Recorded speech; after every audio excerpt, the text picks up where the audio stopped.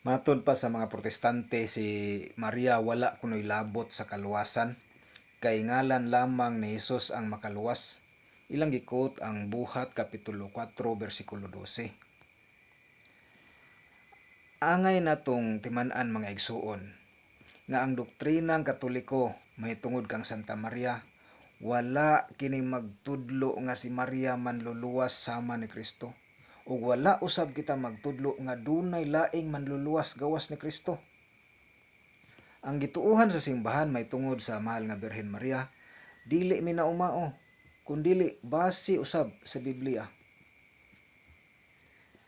Si Santa Maria inahan sa atong Ginoo nga mao ang manluluwas. Giingon sa Lucas Kapitulo 2 versikulo 11, kay karong gabhiuna nataw sa lungsod ni David ang inyong manluluwas, ang Kristo nga Ginoo.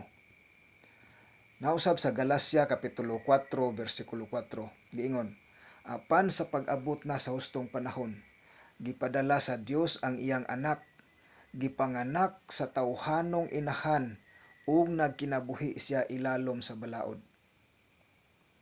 Miingon si San Pablo nga mianhi si Ginoong Hesus sa kalibutan ingon nga anak sa tawhanong inahan. Tungod kay gikan man ni Birhen Maria ang lawas ug dugo ni Ginoong Hesus.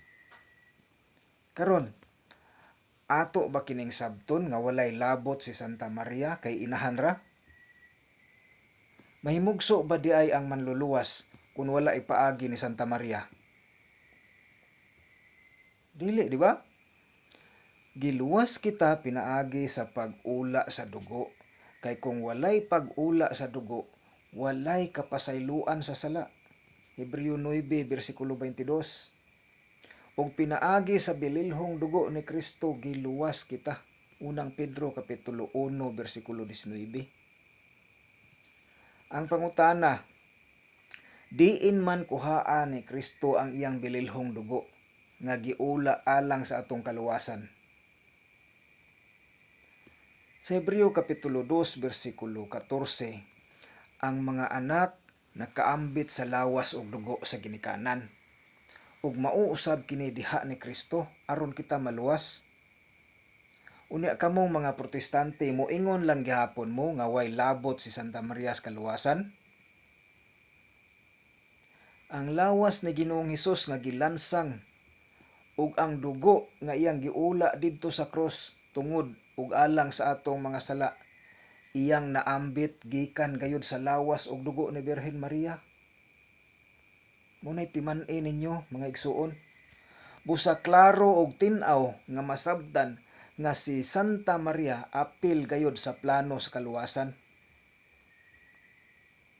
Hinaot pa unta nga kamong nagsigig pangatake sa pagtulun-an mahitungod ni Birhen Maria, maabli unta ang inyong salabutan.